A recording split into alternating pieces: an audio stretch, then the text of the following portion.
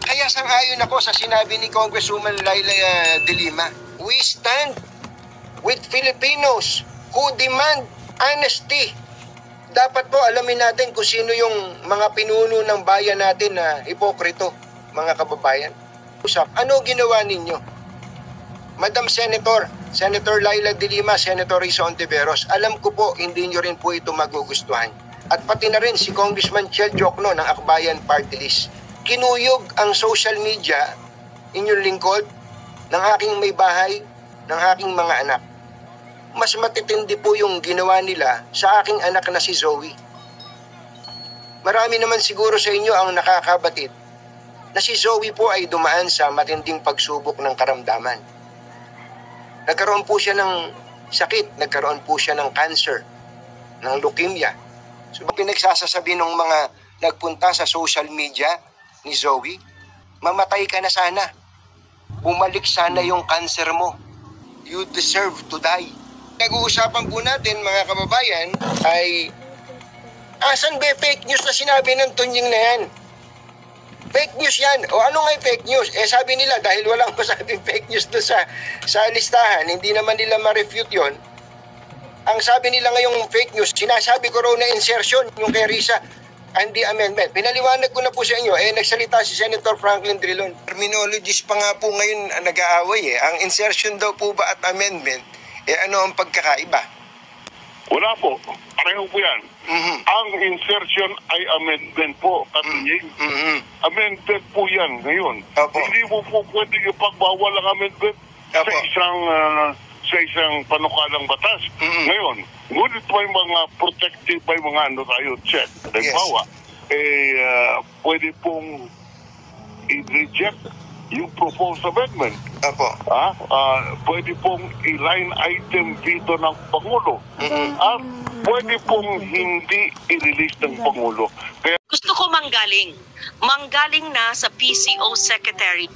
Ano po ang tawag sa hinihingi mong karagdagang budget? Sa isang salita, English, anong tawag?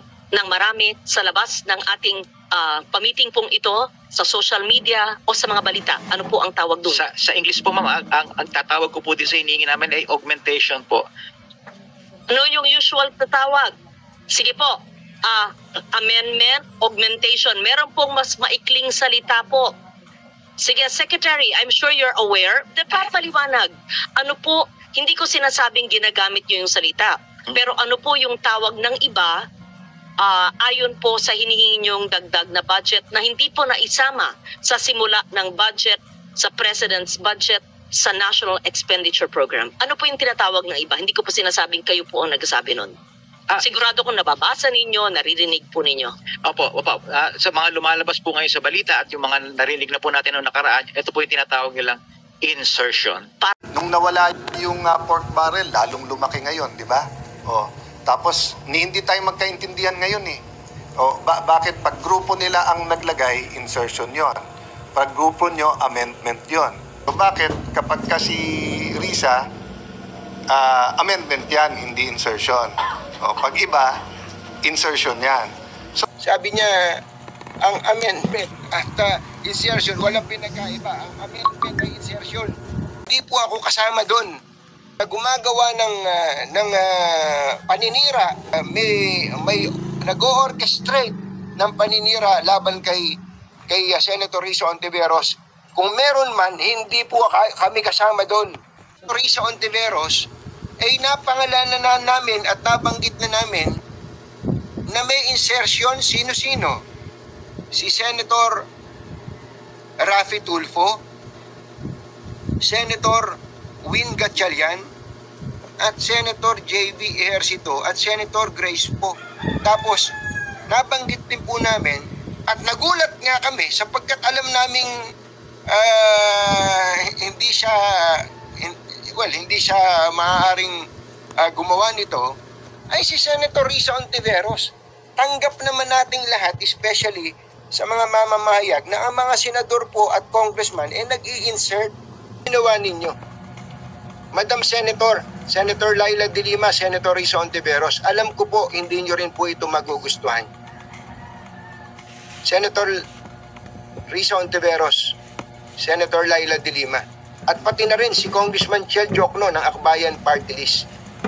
Dahil po sa malabis na pagmamahal sa inyo, Senator Risa, ng inyong mga taga-suporta, imbis po na makipagtalamitam sa atin ng punto por punto, issue sa issue, ano po ginawa nila? Ang ginawa po nila ay kinuyog ang social media ng inyong lingkod. Okay lang po yun, ako yun ng aking may bahay, ng aking mga anak. Pero ang totoo po nun kung bakit po alam kong hindi nyo ito magugustuhan, sapagkat mas matitindi po yung ginawa nila sa aking anak na si Zoe. Marami naman siguro sa inyo ang nakakabatid na si Zoe po ay dumaan sa matinding pagsubok ng karamdaman. Nagkaroon po siya ng sakit, nagkaroon po siya ng cancer, ng leukemia. Subalit sa awa at tulong ng Panginoon Diyos, siya po ay himalang gumaling. At ngayon po ay magtatatlong taon na po siya na cancer-free.